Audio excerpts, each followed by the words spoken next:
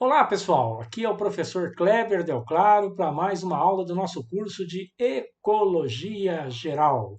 Hoje a nossa aula, a quinta aula, é uma aula sobre introdução à ecologia de populações. Nós vamos entender um pouquinho hoje, dar uma base para vocês aprenderem o que é populações. Porque depois, como vocês sabem, no nosso curso nós temos disciplinas específicas de populações, onde nós nos aprofundamos. Então, hoje nós vamos dar uma introdução geral, contar essa historinha para vocês do que são populações. E, como é de bom tom, vamos recordar então das aulas anteriores aquilo que embasa o nosso conhecimento de populações, que é o organismo. Vamos recordar então o que é um organismo. Organismos são pacotes gênicos selecionados, intercruzantes, que dão uma descendência fértil, né? Aquilo que nós caracterizamos como espécies, né? Organismos, a unidade básica de uma espécie. Mas qual o significado biológico da existência de um organismo? Lembram-se disso? Discutimos na aula anterior. Qual o significado biológico da existência de um organismo? Proteger esse patrimônio gênico, esse pool gênico que está sendo selecionado de recombinações indesejáveis, do excesso de variabilidade.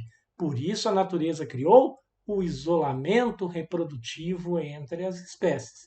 Esse é o significado biológico da existência de uma espécie, tá certo? E os organismos, como nós vimos, podem ser unitários ou modulares. Um organismo unitário, aquele que você pode contá-lo sem nenhum problema, por exemplo, um beija-flor, dois beija-flor, três beija-flor, não é? E organismos modulares, como as plantas, onde você tem partes das plantas que, se ela perder, não mata a planta, ela pode recompor. Por exemplo, se você tirar uma flor de uma planta, que é um órgão reprodutivo, ela vai produzir outra. Já o beija-flor, se você tirar o órgão genital dele, ele não vai produzir outro. Então, em geral, animais são organismos unitários, mas há exceções, por exemplo, corais são modulares, né? E plantas, em geral, são organismos modulares. Mas agora o nosso enfoque é conhecer os processos envolvidos nas mudanças dos números dos indivíduos, dos números dos organismos no ambiente. Nós vamos tentar mostrar para vocês como é que a gente descreve, explica e tenta entender a distribuição, a abundância desses organismos. Nós mudamos o nosso foco agora do indivíduo para as populações desses indivíduos pertencentes a uma mesma espécie ou várias espécies interagentes. Tudo bem? Vamos lá então? Prestando atenção, hein? Não entendeu? Pausa no vídeo, volta, escuta de novo. Muito bem. Quando a parte, ou seja, o indivíduo, faz a diferença para o todo, que é a população, é o que nós tentamos entender. E o que nós tentamos mostrar para vocês nessa aula, e espero que a gente consiga, é que organismos têm distribuições diferentes, eles impactam diferentemente a natureza, dependendo do seu tipo de vida, por exemplo. O tipo de vida de um patinho com cuidado parental, que toma conta do filhote, que protege a prole, é muito diferente do tipo de vida, por exemplo, de uma planta como essa aqui, uma asterácea, que vai jogar as suas sementes ao léu, ao vento, e onde cair, nasceu. Então, um produz pouco e cuida, o outro produz muito e dispersa. São apostas, estratégias de vida diferentes, distintas, que vão influenciar no modo como esses organismos estão presentes no mundo como um todo. E nós tentamos entender isso. Para entender isso, então, nós temos que entender os fatos da vida. Existem fatos da vida que norteiam, né? Fatos da vida que norteiam o nosso conhecimento ecológico, o nosso conhecimento biológico. E quais são os fatos da vida? Por exemplo, um primeiro fato da vida é a reprodução ou a natalidade, B em inglês de born, de nascer, tá? Então, olha lá, aqui nós temos um leãozinho, uma leoa com seus leõezinhos ali, tá bom? É um fato da vida, o nascimento. Um outro fato da vida é o quê? O die, né? O death, a mortalidade, tá certo? A morte. Então aqui você vê uma ave ali incauta e o tubarão vem para pegá-la, tá bem? Então esse é um outro fato da vida. Tubarão comendo ave, tá vendo?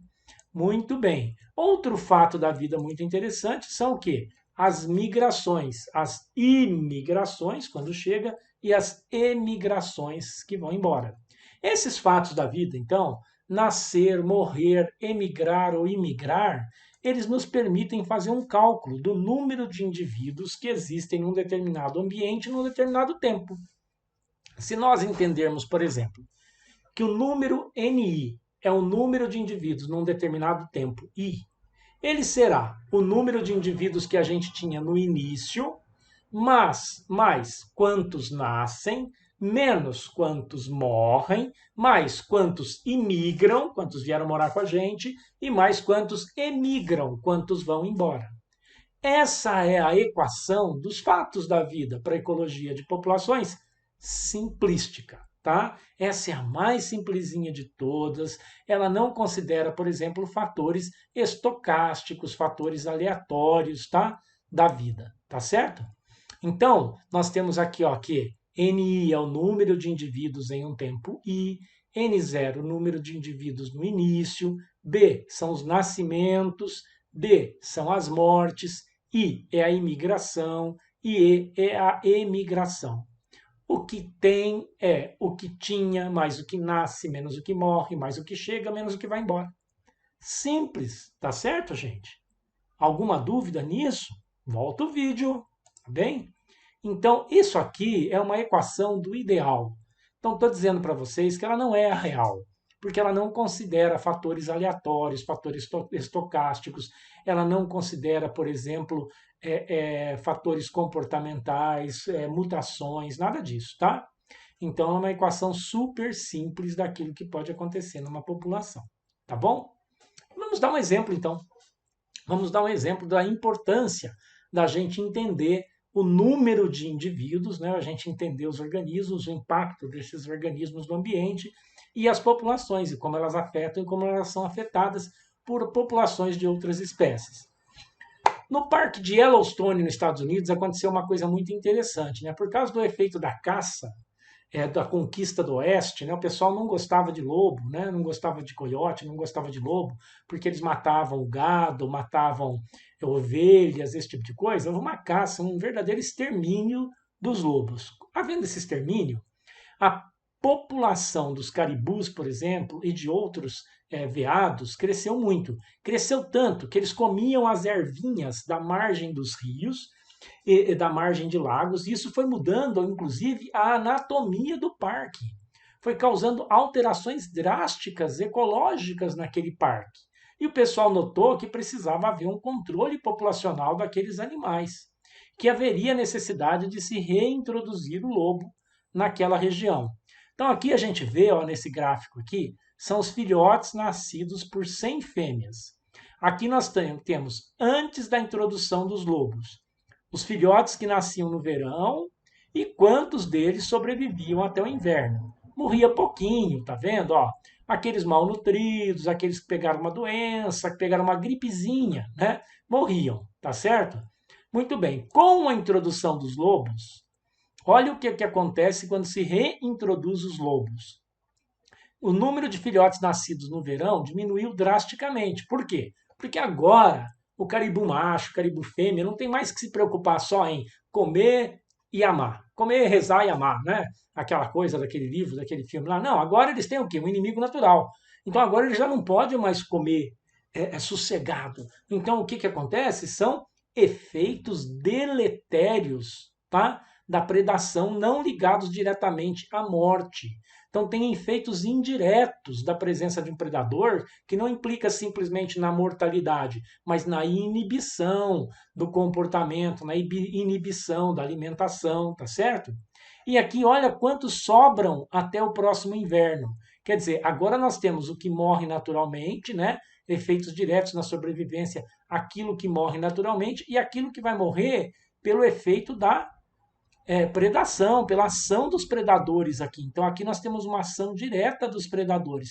Então, a presença dos predadores reduziu drasticamente, né, as populações desses caribus, desses veados na área. Com isso, essas populações foram controladas, as ervas, as plantinhas, os arbustos voltaram a crescer na margem dos rios e o parque recobrou a sua anatomia original. Olha que interessante, né? Como uma relação predador-presa influi diretamente na paisagem, na ecologia da paisagem como um todo.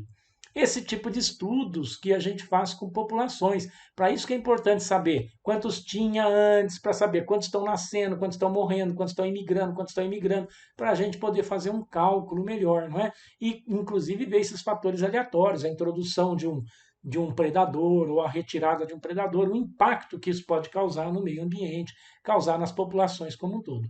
Gostaram desse exemplo? Espero que vocês tenham gostado, um exemplo muito bacana, não é?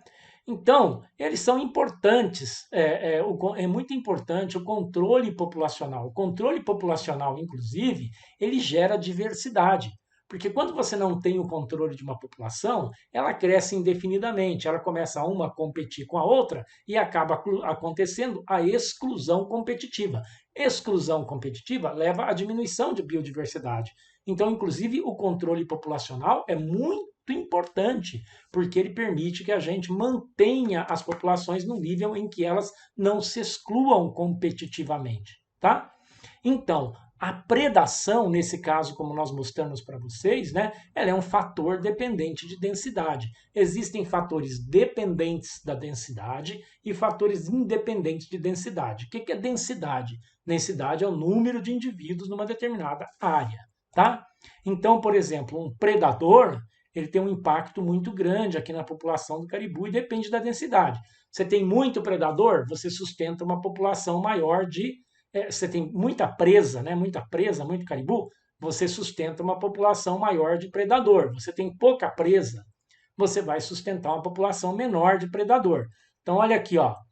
Isso aqui é quando não tinha, né? Isso aqui é no Parque Yellowstone, em outras áreas aqui no interior.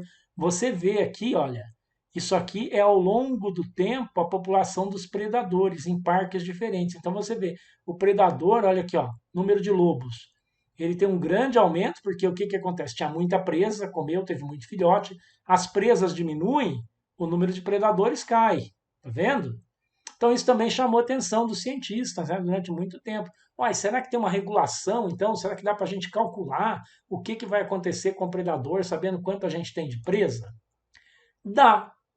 E foi dois carinhas, né, dois dos nossos grandes colaboradores do passado, o Vito Volterra e o Alfred Lotka, que contribuíram muito para a gente entender isso. Veja só, o Volterra, já em 1926, lá no século passado, ele fazia estudos das variações na composição da população de peixes, para explicar a redução da pesca. Ele era um italiano. E o Lotka, ele era um ucraniano radicado nos Estados Unidos, que ele estendeu as equações do Volterra para as populações em geral e incluiu características de competição. Então, foi gerada, né, por combinação, uma equação de Lotka e Volterra que vai permitir a gente ver essa flutuação que vocês estão vendo aqui, ó, entre predadores e presas. Como a população das presas e dos predadores se autorregulam porque são fatores dependentes de densidade, tá? Então vamos ver o modelinho do Lotka e Volterra. Respira, respira, respira, não fica nervoso. Equação matemática simples, vamos explicar aqui para vocês, tá?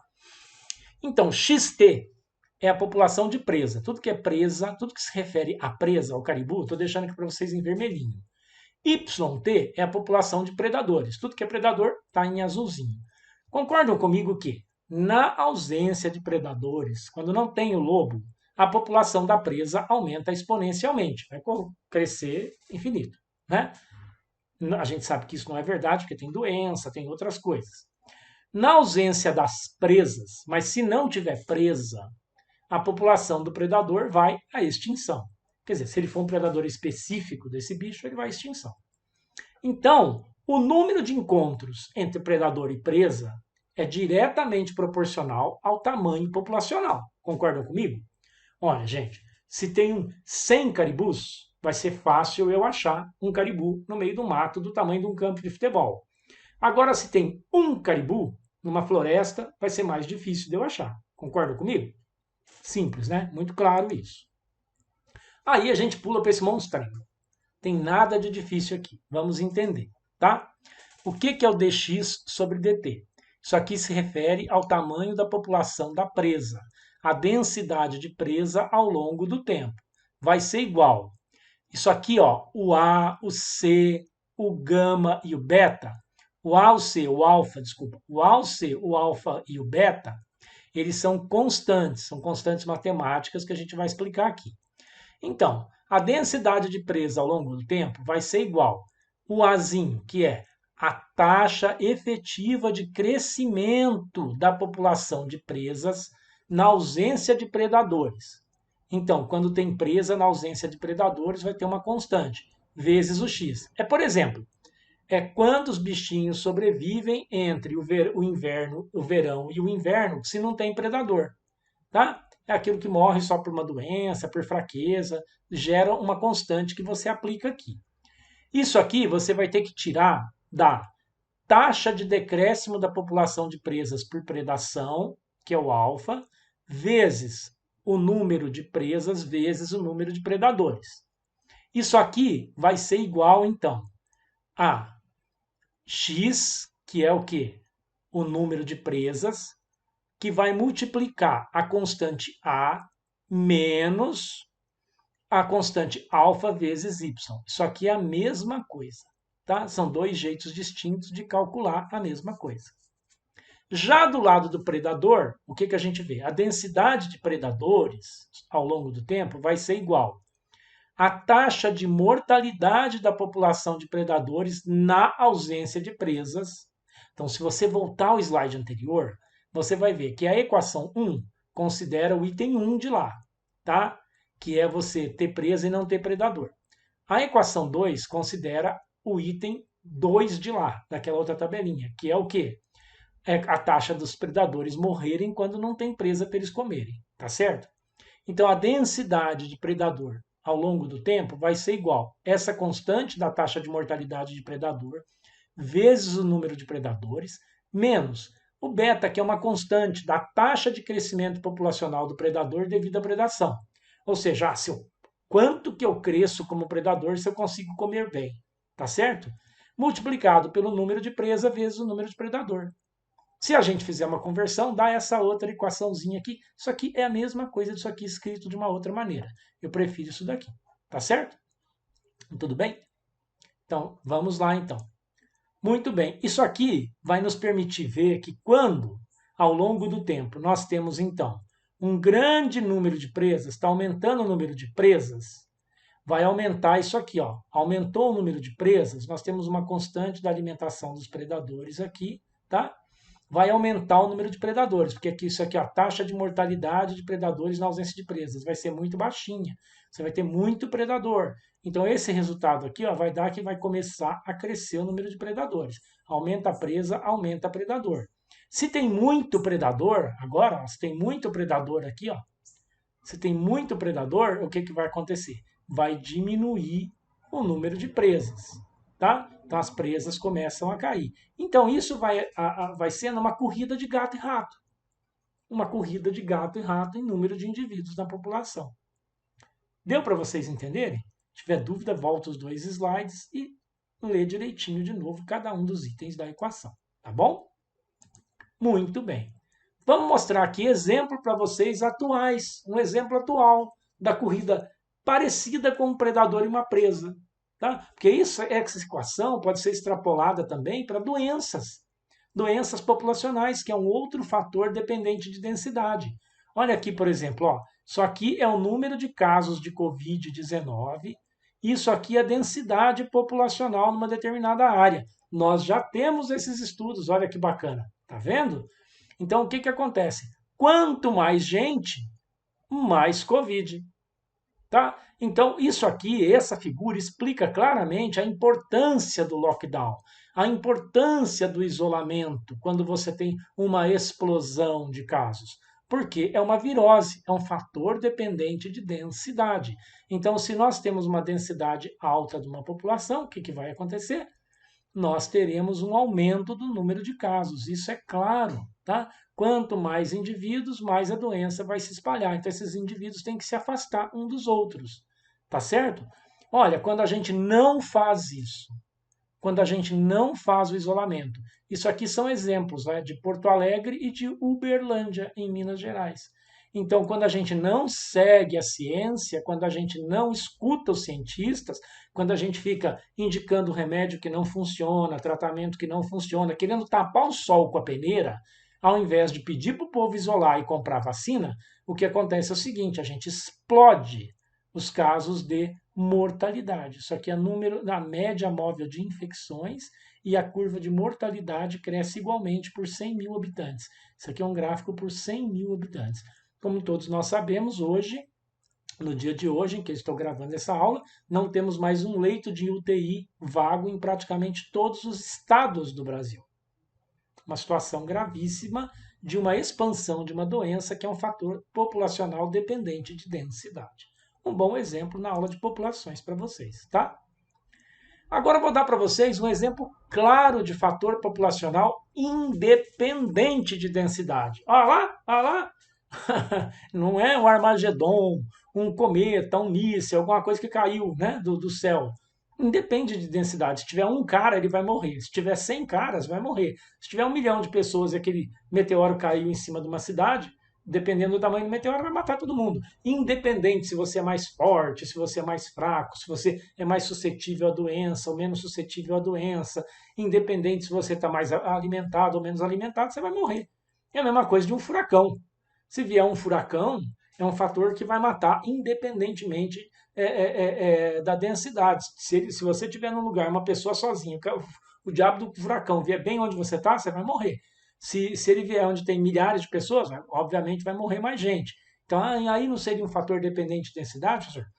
Mas o furacão ele não é igual a uma doença que passa um do outro, ele não é igual um predador, que ele depende da quantidade de presas, ele independe da quantidade de presas para ele fazer o estrago dele. Entenderam? É isso aí. Muito bem.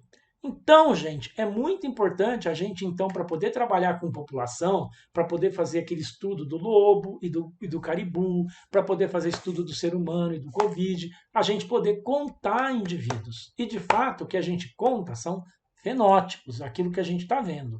Então, a gente faz amostragens, tá? A gente não consegue contar todos os indivíduos de uma população. Isso é muito difícil.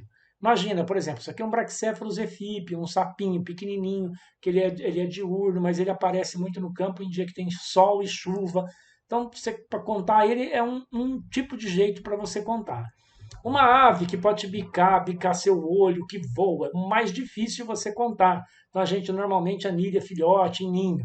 Planta, como é que você vai contar? Pode ser, ela é um organismo, então, o quê? Ela é um organismo modular. Aqui, muitos organismos aqui podem ser o mesmo indivíduo, pode ser um clone. Como a gente não tem como saber, então você conta moitinhas diferentes como sendo indivíduos diferentes. Mas você tem que saber que precisa de uma análise genética, se você quiser uma precisão muito grande para saber quantos realmente são os organismos diferentes ali. Então, é possível contar todos os indivíduos de uma população? É dificílimo, gente. Até para fazer o censo na espécie humana é difícil. Né? Imagina aqui, ó, como é que eu vou contar todos os indivíduos de um cardume de peixes?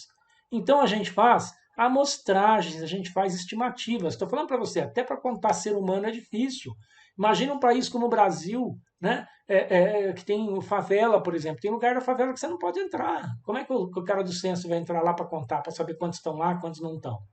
Não é complicado, tá? Tem também lugares no mundo que são muito distantes, muito afastados, às vezes a pessoa não consegue acesso, tá certo? Então a gente faz várias técnicas para contar indivíduos. Marcação e recaptura. Eu marco o bicho, eu solto o bicho, aí eu vejo quantos eu marquei, quantos eu recapturei, faço uma conta lá, tá? Que vocês vão ver em aulas de populações depois. Índice de abundância, que é o tamanho relativo de uma população, vezes a capacidade de coleta por esforço. Ponto quadrante para planta, por exemplo, eu marco um quadrado lá no mato, ou eu marco uma área que eu sorteio e conto todos os indivíduos que tem dentro daquela área, de acordo com uma coisa chamada DAP, diâmetro, altura do peito, que eu posso escolher se eu quero para árvore, se eu quero para arbusto. Normalmente, tudo que tem mais de 3 centímetros de diâmetro eu considero árvore, menos que isso eu considero arbusto. E para solo, por exemplo, contar minhoca. Você vai contar por volume de solo, tá? Então tem várias técnicas para a gente contar indivíduos. Essa aqui, por exemplo, é uma para contar lobo-guará. Então, o que, que a gente faz? A gente faz uma armadilha como essa aqui, coloca uma galinha lá dentro, aí essa armadilha atrai o lobo entra para comer a galinha e fica lá preso. Aqui são 2 colegas de vocês da graduação, a Graziella e o Tiago, e um pessoal que trabalhava nessa reserva aqui de galheiros da CEMIG, e a gente viu esse lobo lá preso, chamamos eles vieram para nos ajudar. a gente soltar o rádio colar que estava no pescoço do lobo, dar uma folga maior, porque era um lobo jovem, tá? Então precisava dar uma folga, que ele estava ficando esganado pela coleirinha no pescoço já. Então a gente achou por acaso nos nossos trabalhos de campo, chamamos o pessoal, que eles vieram, aí nos ajudaram, a gente soltou aqui, tá? E aí o lobinho foi embora e eles seguiam esse lobo depois com radiotelemetria, né? Com sensor de rádio, sabiam quem era o lobo, quando nasceu, quantos dias tinha, e vão acompanhando a vida do lobo, vão acompanhando essas populações. Bacana, né, gente? Dá para fazer esses estudos, tá? Um outro amigo nosso, o Arthur Andriolo, trabalha, por exemplo, com baleia. Ele marca e recaptura baleia. Eles já conheciam, por exemplo, essas rotas aqui da baleia jubarte. São rotas bem conhecidas dela. Essa rota aqui também é uma rota muito conhecida da baleia jubarte. Só que do lado de cá do Atlântico não se conhece, não se conhecia até o Arthur e o grupo dele começarem a estudar, né, as rotas das baleias jubartes. Várias são as hipóteses, que aqui tudo que está em vermelho são hipóteses, e o Arthur e o seu grupo decidiram estudar essa rota aqui. Conseguiram financiamento, trabalhavam. Estou falando do professor Arthur Andriolo, da Universidade Federal de Juiz de Fora, Minas Gerais, que nos deu esses slides aqui, nos forneceu esses slides e esse exemplo para essa aula, tá? Então, o grupo do Arthur, eles resolveram testar essa hipótese aqui, ó, de que será que as baleias jubarte, elas vêm pelo litoral do Brasil aqui e daqui elas vão para a Antártica? Hipótese H1. Hipóteses múltiplas, então. Hipóteses H2. Será que sai aqui do litoral do Brasil, da região de Abrolhos, onde elas reproduzem, vem para as ilhas Geórgia do Sul e depois para a Antártida? Ou será que elas vêm direto para a Antártida pela rota H3? Então eles resolveram fazer um estudo com 3 pontos amostrais, no Rio de Janeiro, no Espírito Santo e na Bahia, saindo para o campo, né? Na estação, principalmente entre setembro e outubro, na primavera, quando elas vêm reproduzir aqui em cima. E aí eles tinham algumas lanchas, eles seguem as baleias e eles com botes infláveis vão marcando essas baleias, né? Eles vão acompanhando, vão colocando transmissores, testaram esse modelo primeiro, depois testaram esse modelo implantável, que foi muito melhor, muito mais eficiente, porque ele ficava muito menor a parte dele exposta, né? Então, isso aqui, para vocês terem uma ideia, uma distância de 5 centímetros, 5 centímetros, esse aqui ficava muito menos exposto do que esse. Então, esse aqui você perde mais facilmente, esse você perde menos facilmente, esse dura mais no corpo da baleia, então. E eles vão, ó, com um arpão, se aproximam da baleia, é um bicho muito manso, e colocam lá, olha, o sensor na camada de gordura em cima da baleia. Lógico que ela sente uma pinicada, mas ela tem uma camada de gordura aqui de quase 30 centímetros, né? Então não faz tanto efeito no corpinho da baleia e ela vai embora, olha aqui, ó, com esse sensor preso em cima dela aqui, enviando sinais para os pesquisadores. E aí os pesquisadores, esses aqui são dados mais antigos, que eu uso do Arthur, que já são tudo publicado, né? Dados atuais eu não vou usar, obviamente, porque ele ainda está publicando, fazendo seus estudos. Então aqui a gente mostra, ó, que uma baleia marcada, por exemplo, no dia 31 de outubro de 2003, eles conseguiram monitorar essa baleia por 58 dias. Ela nadou quase, olha aqui, a 3.700 quilômetros, com uma média de 62 quilômetros por dia. Teve uma outra baleia aqui, ó, que nadou 86 quilômetros por dia. Teve uma baleia que eles monitoraram ela por 102 dias, nadando mais lentamente, essa baleia aqui, ó, 23 quilômetros por dia. Então eles conseguem ver que tem baleia que nada 100 quilômetros num dia e tem baleia que nada 18 quilômetros num dia, tá? Então fizeram um estudo muito bacana e graças a esse estudo deles, eles comprovaram que as baleias do Brasil, as baleias jubarte, elas não passam pelo nosso litoral aqui, ó. Aquelas que passam aqui pelo nosso litoral, Santa Catarina, Rio de Janeiro, são outras baleias, tá? Inclusive a Fim, que é muito comum passando por aqui.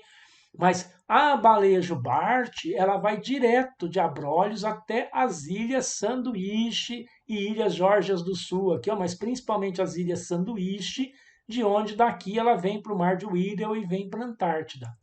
Muito bacana, eles confirmaram a teoria, então, tá?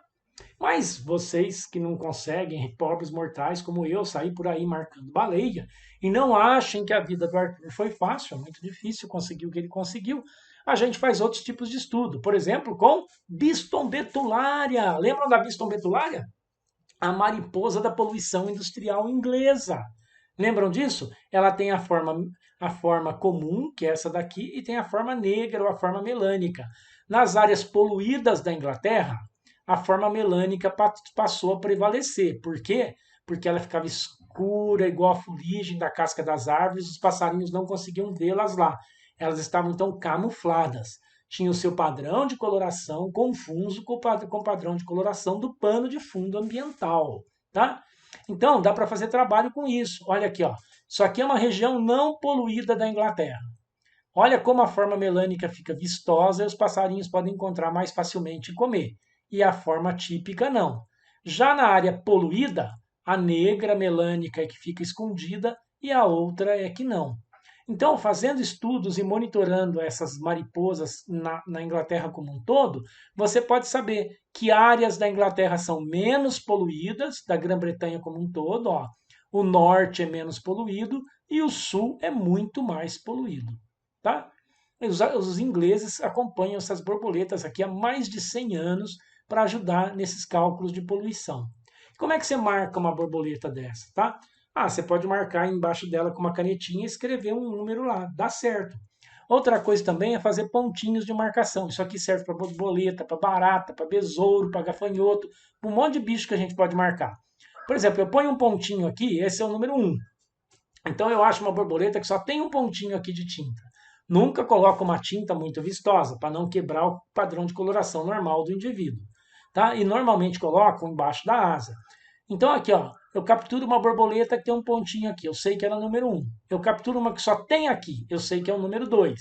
Ou eu capturo uma borboleta que tem aqui, ó, uma bolinha aqui e uma bolinha aqui e uma bolinha aqui. Eu sei que ela é, aqui é o 6, aqui então é o 60. Aqui é o 2, aqui é o 20. Então 60 com 20, 80. Com essa daqui, 3. Então com 3 pontinhos assim, é a borboleta 83. Entenderam? Dá para fazer isso. Mas alguns bichos, como aqui a Fernanda Martins trabalhando no Cerrado comigo, tem alguns bichinhos, inclusive com enagriônides, né, o zigue-zague, aquelas libélulas bem pequenininhas, a gente consegue pôr número na asinha delas, tá vendo aqui, ó? A gente consegue, essa aqui é o 42, a gente consegue pôr um numerinho na asinha dela, soltar ela, ela fica boazinha, sai voando ali, a gente consegue recapturar. Peixe, a gente pode colocar aqui em peixes, por exemplo, ó, pode colocar desde que não altere o comportamento do peixe, nem nada, tá? Você põe aqui com um fio de nylon aqui nas escamas, tá? Você põe ali um tubinho plástico com todas as informações sobre aquele peixe. E ali diz, inclusive, se aquele peixe for capturado, quem capturar aquele peixe para telefonar para aquele endereço, para mandar um e-mail para aquele endereço. A gente marca e recaptura peixes assim, tá? Contra a planta. Planta, então, o pessoal da botânica vai ensinar vocês. A gente tem uma área, você mapeia essa área e você pode fazer transecto, quadrante, ponto quadrante. O que é um transecto? Você faz caminhos aqui. Aí nesses caminhos você a cada 2 metros, por exemplo, conta a planta que tem lá com mais de 1 metro de altura, por exemplo. Tá? Quadrante, você sorteia aqui nessa área e você faz quadrantes de 10 por 10 metros.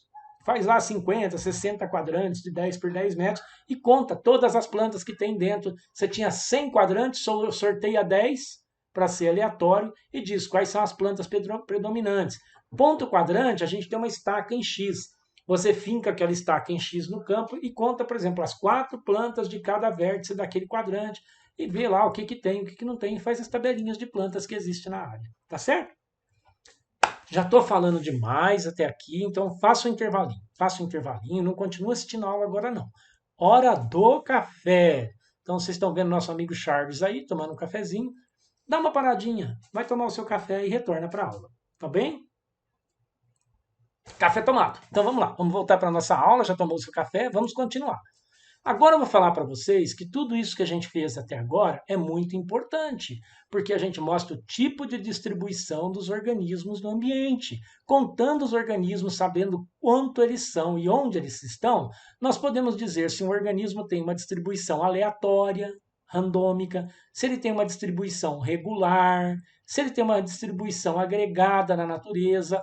E isso é muito importante para a gente estudar a população, para a gente estudar a espécie, para a gente estudar depois, como nós veremos na próxima aula, as comunidades. Tá? Então veja só como isso é importante, a gente saber o tipo de distribuição. Aqui eu vou dar um exemplo para vocês com leões. Então, isso aqui ó, são grupos de leões. Então, o pessoal marcou e seguiu na África os grupos de leões para saber o que ia acontecer com os jovens machos e fêmeas gerados em um grupo de leão. Então, você vê que as fêmeas elas permanecem muito com o grupo natal. Pouquíssimas fêmeas deixam a área. Então, você consegue monitorá-las muito bem, saber muito bem quem morreu, quem não morreu, o que aconteceu com elas. Tá? Então vocês sabem que elas têm uma distribuição mais agregada. As fêmeas de uma mesma espécie, hein? A fêmea tem uma distribuição mais agregada, enquanto o macho tem uma distribuição mais aleatória. Olha aqui, ó. Os machos se tornam nômades, eles deixam a área, vão embora, você perde controle deles. Olha quantos eles nunca mais acharam, ó, desapareceram mais de 20%, enquanto as fêmeas menos de 3, 4% aqui, tá certo? E por que eles têm esse comportamento tão diferente, o macho e a fêmea? Não é? Então a fêmea fica no harém, junto com seu pai, lá, junto com as outras fêmeas, e o macho sai aí pelo mundo. Por quê? Porque o macho é que tem que destronar um outro macho para conquistar o seu próprio harém. Então ele tem que andar todo o território, conhecer os lugares onde ele pode se aventurar e descobrir qual macho ele bate, qual macho ele não bate. Tá certo? Simples assim. Então vamos lá. Agora eu vou ensinar uma coisa para vocês. Já estamos indo mais para a parte final da nossa aula. Uma coisa muito importante para quem trabalha com biologia, para vocês que vão ser contratados para trabalhar em empresas de controle de pragas, controle ambiental, por exemplo, sabe? Que são tabelas de vida.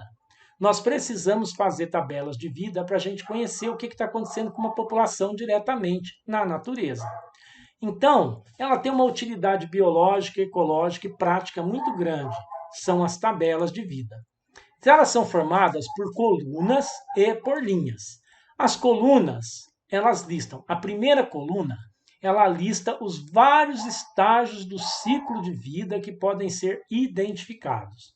A segunda coluna, AX. Então, a primeira coluna, por exemplo, é assim: ovo, larva, pupa, adulto, tá? A segunda coluna, AX, ela lista o número total de indivíduos de uma população no estágio, naquele momento que você fez o seu corte. O que é um coorte? Com 2 Os mesmo, não está errado ali não, tá? O que é um coorte? É a amostragem instantânea que você faz de uma população. Você não tem como acompanhar aquela população, assim, todas as fases daquela população todo o tempo. Então você marca um intervalo de tempo. Nesse intervalo de tempo, do T0 ao T1, aqui você faz uma amostragem. Nessa amostragem, você faz um coorte. Aqueles indivíduos que você identificou, que você marcou, que você sabe quem são, eles são os indivíduos desse período aqui que você determinou que vão entrar na sua amostragem. E é esses indivíduos que você vai acompanhar ao longo do tempo para saber o que está acontecendo com a população. São eles que vão compor os números iniciais da sua tabela na coluna AX, tá? Então é o conjunto no mesmo período de tempo. A terceira coluna, LX, ela indica a proporção do coorte original, daqueles originais que você coletou, que você sabe quem eram, que está sobrevivendo a cada intervalo de tempo. Quantos estão sobrevivendo de ovo, quantos estão sobrevivendo de larva, quantos, entendeu? O LX ele é calculado como sendo o AX dividido pelo A0, o número de indivíduos no momento dividido pelo número de indivíduos no início. A quarta coluna, DX, indica quem está morrendo. É uma coluna da morte, tá? Então, DX é o LX, ou seja, a proporção que está sobrevivendo no estágio 3, por exemplo, menos a proporção que você tinha sobrevivido no estágio, no estágio à frente, tá? Então, DX é igual a LX menos o LX mais 1. Então, dx é quanto tem agora menos quanto terá no estágio seguinte, porque no estágio seguinte terá menos do que agora. Tá certo? Aí eu sei quantos estão morrendo. A quinta coluna, QX, ela especifica a taxa de mortalidade em cada estágio. Ela é um jeito de calcular a morte que é proporcional, é uma probabilidade. Eu considero ela melhor do que o DX, porque ela é uma proporção. Então ela diz qual a probabilidade do indivíduo morrer. O QX ela é igual ao DX dividido por LX. Ou seja, o QX é quantos indivíduos sobreviveram nesse momento, menos aqueles que estão sobrevivendo na fase seguinte, tá? Dividido por quantos indivíduos tem quantos indivíduos tem nessa fase, na fase que eu estou observando. Tá bom? Uma coisa, o dx ele pode ser somado, mas ele subestima grandes populações, ele é um pouco irreal. O qx, por ser uma proporção, ele não pode ser somado, mas ele é muito mais real, porque ele é uma proporção. Aí, para resolver esse problema de você poder somar e ter um cálculo proporcional, a gente calcula o poder ou força de mortalidade, que é o Kx, que ele une os benefícios dos dois. Só que o Kx ele é baseado em logaritmo. O Kx ele é o logaritmo de ax menos o logaritmo de ax mais 1. Tá? É uma função logaritmizada. Tá bem? As três últimas colunas são formadas por padrões ou índices de fecundidade. O Fx é o número total de ovos, sementes produzidas em cada estágio. O Mx é a fecundidade individual ou taxa de natalidade medida pelo número de ovos total ou sementes, ou aquilo que quer que você tenha, produzido por cada indivíduo sobrevivente. Então, o Mx ele é o número de ovos, sementes, seja lá o que for, dividido pelo número total de indivíduos. Estão entendendo?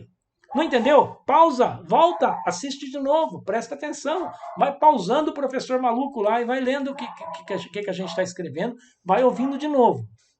Um outro cálculo que a gente pode fazer é o Lx, lembram que é o número de indivíduos sobreviventes naquela fase, vezes a fecundidade individual da fase, que é o Mx.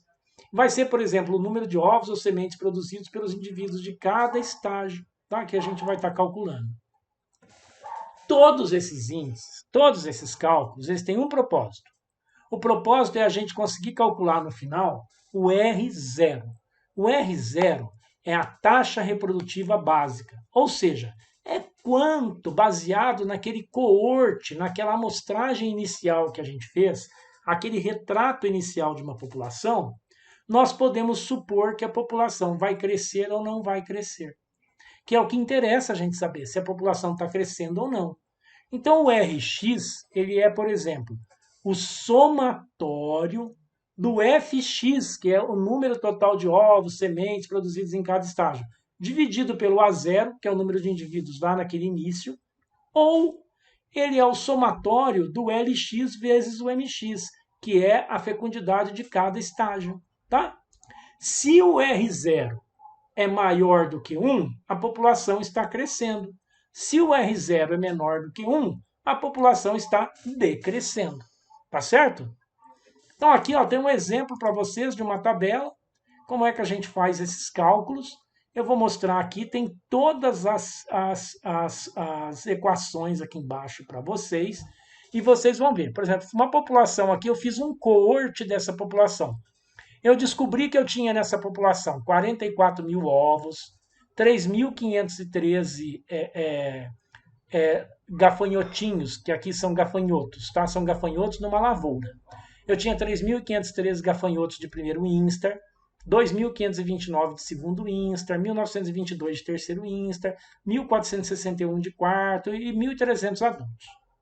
Agora eu quero saber, olhando por esses dados aqui do meu coorte, o que está acontecendo com essa população? Uma população que eu vou no campo e coleto 44 mil ovos e coleto 1.300 adultos, ela está crescendo ou ela está diminuindo? Tá certo? Então, o que eu faço? Vou fazendo os cálculos. Ó, o Lx, por exemplo, ó, eu vou fazendo os cálculos para eu chegar nisso aqui, que é o R0, que é a taxa de crescimento populacional. O Lx não é o AX por A0? Então, o Lx ele é o AX por A0. O L1 é ele por ele mesmo. Então, o L desse instar 1 aqui, ó, ele é o quê? O AX, que é esse aqui, dividido... Não, o AX, que é esse aqui, né? 3.513, dividido por A0. Então, esse dividido por esse dá esse. Ah, então essa coluna é assim, ó, um V invertido, esse por esse dá esse por esse dá esse por esse dá esse por esse dá esse. Truque, hein? Truque, hein? O dx agora é a taxa de mortalidade. Ele é o quê? O Lx menos o Lx mais 1, não é isso? Ah, então ele é o quê? Ele é esse menos esse dá esse. Ah, eu vejo certinho, ó, esse menos esse dá esse menos esse dá esse menos esse dá esse menos esse dá esse. Bacana, né, gente? O QX agora? O QX é o quê? O dx dividido pelo Lx, não é isso? Nossa, olha aqui então, esse dividido por esse dá esse dividido por esse dá esse. É, aqui é um certinho, ó, faz um certinho aqui, ó, certinho aqui. Aí a gente chega aqui, tem que calcular logaritmo, não tem jeito. Aí a gente chega aqui no fx, olha aqui, ó. Quem que põe ovo? Só adulto.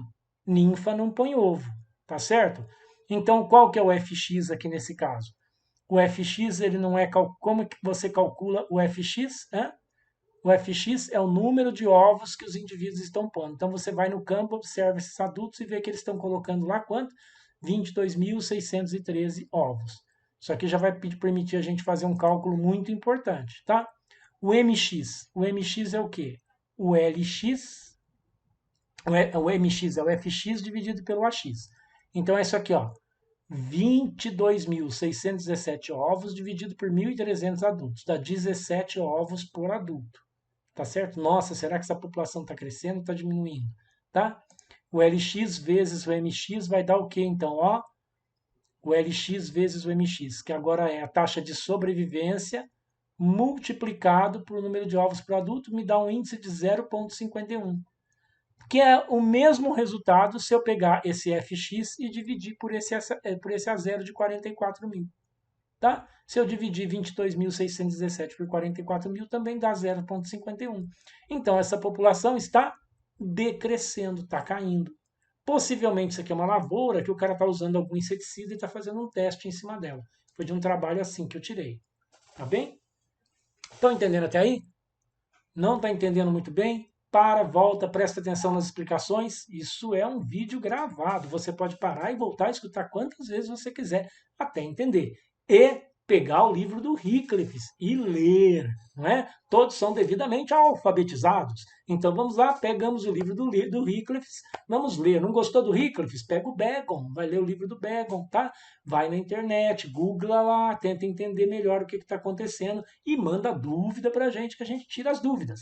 E temos a nossa aula de dúvidas, tá? Aqui nós temos também curvas de sobrevivência. Com aqueles cálculos da tabela, nós podemos fazer isso aqui que é muito, extremamente importante, uma curva de sobrevivência. Então nós temos aqui, por exemplo, curva tipo 1, que é um logaritmo na base 10 da taxa de sobrevivência. Então o que, que mostra essa curva tipo 1?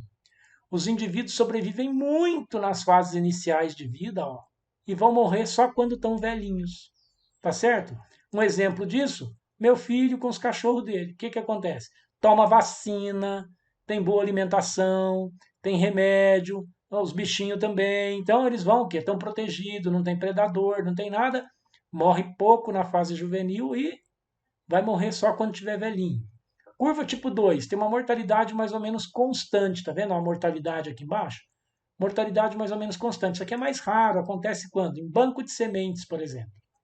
Curva tipo 3 morrem muito na fase inicial de vida, depois na fase adulta tem uma estabilização e vai morrer na fase de velho. O que, que acontece? Isso aqui é o exemplo, por exemplo, lagarta de borboleta, inseto, põe lá 50 ovos para sobrar 10, que vira borboleta adulta, depois elas morrem velhinhas aqui, tá certo? O que, que acontece também entre as curvas tipo 1 e tipo 3? A tipo 1 também é Brasil 1. Brasil que as pessoas têm vacina, Brasil que a pessoa tem alimentação, Brasil que a pessoa tem uma casa para morar, Brasil que a pessoa não sofre risco de ser morto por uma bala perdida, por nada disso. O que, que é uma curva tipo 3? Aquele coitado daquele brasileiro que está numa favela, não tem condição de saúde, não tem alimentação decente, ainda pode ser morto por uma bala perdida, tá? Então essas coisas a gente tem que prestar atenção nos estudos populacionais e de vida também, tá certo? Então vamos lá. Então essas curvas permitem a gente compreender uma outra coisa muito importante que vocês verão com profundidade no curso de população. É que as populações, os indivíduos, eles também não crescem assim aleatoriamente, porque existe uma coisa chamada capacidade de suporte do meio. O meio não tem suporte indefinido. Se o meio tivesse suporte indefinido, as populações cresciam indefinidamente, mas não tem. Existe um ponto em todo ambiente, para toda espécie, a partir do qual há uma inflexão na mortalidade. Vai faltar comida, vai faltar espaço, vai faltar alguma coisa, e o nascimento vai cair. Tá? Então, esse intervalo aqui, ó, da inflexão da curva, onde a mortalidade vai aumentar muito e a natalidade vai cair, é o que a gente fala que uma população de uma determinada espécie chegou na capacidade de suporte do meio. Ou seja, a partir daqui, não tem mais caribu suficiente para o lobo comer, que foi o nosso exemplo lá no início da aula. Tá certo? E existe, então, uma equação para mostrar isso. Nossa, professor, o senhor vem com matemática de novo? Mas é simples, eu estou preparando o espírito de vocês para o curso de populações, tá? É a curva logística de Peary-Reed. Então, olha ela aqui, ó. A derivada do número de indivíduos igual, sobre o tempo é igual ao R vezes N aqui, que é uma constante vezes o N. Isso aqui para uma população que cresce indefinidamente. Mas aqui é a realidade, ó, quando a gente coloca na equação a capacidade de suporte do meio. Então, dN sobre dt é a taxa de crescimento da população. R é o coeficiente de crescimento. Então, aqui é indefinido se você não considera a capacidade de suporte. Quando você considera a capacidade de suporte, que é uma constante menos o número de indivíduos dividido por ela mesma, então vai formar aqui, ó, vai formar um S, uma sinoidal aqui, uma parábola, tá? Que mostra a realidade, tá certo? Quando n sobre k é menor do que 1, a população cresce, tá bem? Quando n sobre k, o número de indivíduos sobre a capacidade de suporte, é menor do que 1, a população cresce. Quando o número de indivíduos é maior do que a capacidade de suporte, a população decresce. Então, gente, é o que nós temos que preocupar com a nossa própria população da espécie humana mundial, tá? Será que nós não temos que ter regulação populacional, regulação no crescimento das populações no mundo como um todo? Olha aí a Covid-19, isso é o que? Efeito dependente de densidade populacional, como eu mostrei no início da aula com o exemplo da Covid. Tá certo? Ou seja, uma população muito grande vai estar mais sujeita a pandemias, doenças. Ah, professor, o senhor não quer que o mundo cresça, continue nascendo gente? Não, tem que nascer, tem que repor. Mas, por exemplo, cada casal pode ter. Se cada casal tiver 2 filhos, né? Nós já estamos repondo aquele casal. Não precisa ter 3, 4, 5. Se cada casal tiver apenas um, nós estamos diminuindo a nossa população, tá? Não tem lugares do mundo que já deu para ver que tem que diminuir a população, tem gente demais.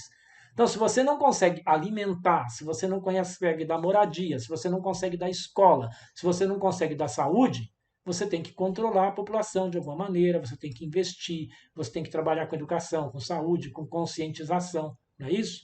Se eu tenho condição de criar 3 filhos, eu tenho 3 filhos. Mas será que o mundo comporta 3 filhos? Não é isso? Agora, se eu não consigo criar nenhum filho, eu vou ter 10? Então é muito complicado e essas curvas servem para isso. Mostrar um exemplo final para vocês aqui. Esse aqui é um macaquinho, né? O Calitrix seria muito comum aqui no nosso clube Caça e Pesca de Uberlândia, ele foi introduzido. E aqui uma menina chamada Andréa Vilela fez o trabalho dela de bacharelado comigo, né, o TCC dela, e nós descobrimos uma população aqui, uma população aqui, uma população aqui, uma população aqui, uma população aqui. 5 populações. Sabe o que nós descobrimos? Que essas populações se encontravam de vez em quando. São grupos familiares distintos, mas se encontravam e até havia troca de indivíduos entre esses grupos de vez em quando. Quando ocorre isso, a gente caracteriza que nessa área nós temos uma metapopulação. Embora aparentem ser populações individuais, fazem parte de uma população única, de uma metapopulação. Isso é metapopulação, tá certo? Muito bem, então, espero que vocês tenham gostado. Essa aqui é a nossa área de cerrado. Aqui eu estou mostrando para vocês coisas para deixar vocês bem com a alma alimentada, né? Então, vocês estão seguindo o livro do professor Robert Hickles, que aposentou-se no ano que passou na Universidade do Missouri, St. Louis, que é um ícone da ecologia, e a gente trouxe ele aqui em Uberlândia, tá? Para inaugurar o programa de doutorado, quando eu era coordenador da pós-graduação em ecologia, trouxe o Hickles, e ele deu a palestra de inauguração do nosso doutorado. Aqui está o professor Hickles com a Fernanda e a professora Maura, fazendo aqui coleta no Clube de Caça e Pesca, tá? Depois aqui ele dando uma palestra para a gente, lá no Santa Mônica, lotou o auditório, veio gente de várias partes do Brasil. Essa aqui, por exemplo, é a professora Vera Imperatriz Fonseca, a nossa dama das abelhas, a rainha das abelhas no Brasil, uma das maiores defensoras dos serviços ecossistêmicos no mundo, veio para assistir a palestra. Aqui todos os nossos alunos, tem outros professores aqui de outras regiões do Brasil que vieram para ver o Hickles com a gente aqui em Uberlândia. Muito bacana, né? Depois ele aqui com o nosso grupo do laboratório, na época, tirando uma foto bem bacana, junto com todo mundo. Graças a Deus, para animar vocês, a maioria dos que estão nessa foto aqui são professores universitários hoje, né? Eu, professora Maura, o Jonas está em Manaus, professor lá na Federal, o Everton em Goiânia, na Estadual, e pró-reitor de pesquisa e pós-graduação, a Marcela na Federal de Goiás, professora, aqui a Cláudia, ela tem uma empresa de serviços ecossistemas, a Graziela trabalha na Prefeitura de Uberaba, ela é coordenadora lá de meio ambiente, muito bacana, tá? Então acreditem em vocês, estudem bastante, vocês têm futuro, vocês têm sucesso, tá bom? Mais uma aula nossa, nos acompanhem na ciência que nós fazemos e espero que vocês tenham aproveitado. Lembre-se, voltem, estudem e leiam, que ler é o segredo para aprender as coisas. Até a próxima!